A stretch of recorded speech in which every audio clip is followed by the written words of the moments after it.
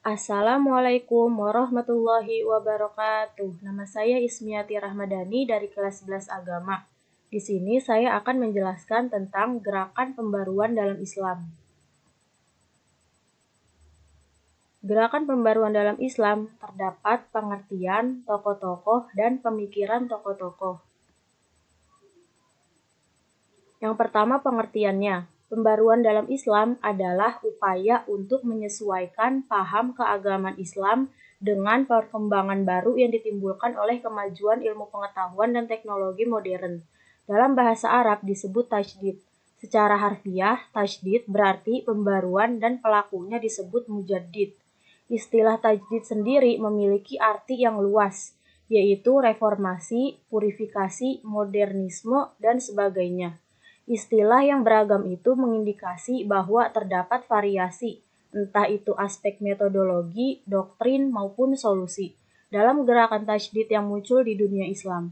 Gerakan pembaruan Islam dapat ditelusuri akarnya pada doktrin Islam itu sendiri.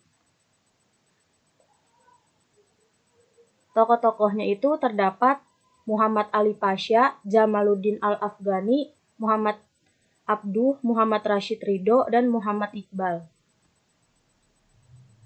Yang pertama, Muhammad Ali Pasha. Lahir bulan Januari 1765 di Kawala, Albania, Yunani, dekat pantai Makedonia, dan meninggal di Mesir tahun 1849. Dalam perjalanan karir, banyak usaha yang dilakukan untuk memperbaharukan atau memodernisir keadaan umat Islam yang telah jauh tertinggal dari negara-negara barat, mewariskan peninggalan yang megah di perbukitan Jabal Muqattam.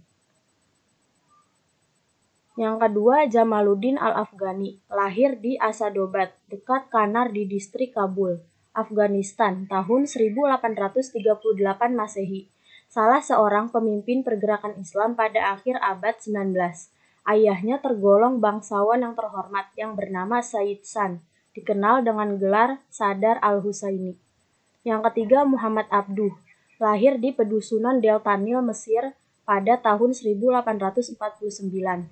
Keluarganya terkenal berpegang teguh kepada ilmu agama. Pada usia 16 tahun, Muhammad Abduh menikah dan bekerja sebagai tani selama 40 hari. Setelah itu, ia kembali ke Tanta untuk belajar. Muhammad Abduh meninggal tanggal 11 Juli 1905. Yang keempat, Muhammad Rashid Ridho, lahir di Kolamun, Lebanon dekat dengan Tripoli 27 Jumadil Ula 1282 Hijriah. Ia dibesarkan di keluarga terhormat dan taat beragama. Pengikut tarekat Naqsyabandiyah, ajaran-ajaran tarekat membuat seseorang mempunyai sikap statis dan pasif. Ia meninggal di Mesir 22 Agustus 1935 Masehi. Dan yang kelima, Muhammad Iqbal, lahir di Sialkot, Punjab, India 9 November 1877. Dalam sastra Urdu, Muhammad Iqbal salah satu tokoh yang penting. Karya-karyanya banyak ditulis dalam bahasa Urdu dan Persia.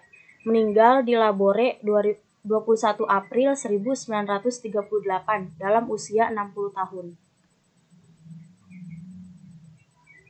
Dan yang ketiga ini ada pemikiran tokoh-tokoh. Yang pertama itu Muhammad Ali Pasha, Jamaluddin Al-Afghani, Muhammad Abduh, Muhammad Rashid Ridho, dan Muhammad Iqbal. Yang pertama, Muhammad Ali Pasha dalam bidang militer.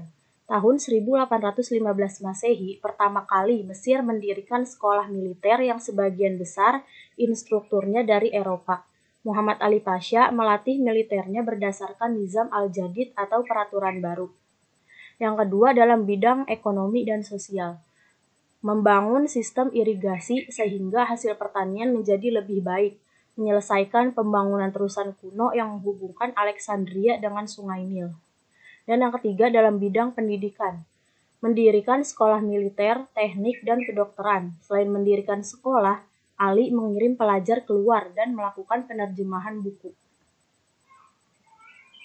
Yang kedua, Jamaluddin Al-Afghani, yaitu mengisi semangat baru di timur sehingga ia menghidupkan kembali kebudayaan, ilmu pengetahuan, pendidikan, dan kebersihan agamanya yang kaya.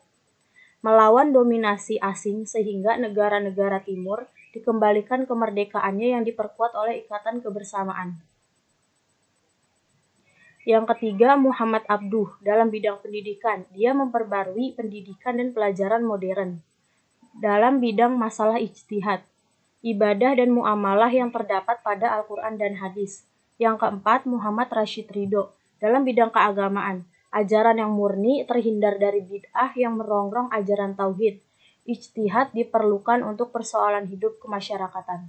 Dalam bidang pendidikan, sangat antusias memandang kemajuan ilmu pengetahuan yang modern. Yang kelima, Muhammad Iqbal. Dia membangkitkan umat Islam adalah tentang dinamisme Islam atau dorongan supaya bergerak dan jangan tinggal diam. Sekian dan terima kasih. Wassalamualaikum warahmatullahi wabarakatuh.